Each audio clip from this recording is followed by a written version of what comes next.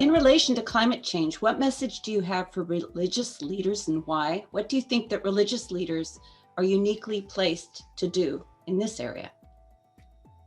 As Scottish philosopher David Hume first said, science can tell us what is. In the case of climate change, science can tell us that climate is changing, humans are responsible, and the risks are serious. But once we start talking about how we respond to that information, as he said, that's where ought comes into it. What should we do? How ought we to respond to this challenge?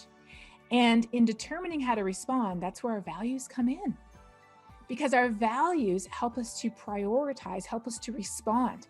Another way I think about it is with a compass and a map. Science is like the compass. It can tell us which way is east or west or north or south, but the map shows us where we want to go.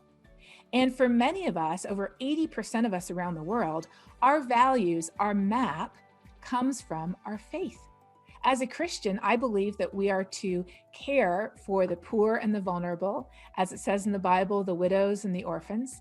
I believe, as it says in Genesis, that we have been given as humans a special responsibility to care for, protect, keep the earth and every living thing in it, which includes our fellow sisters and brothers around the world, as well as plants and animals.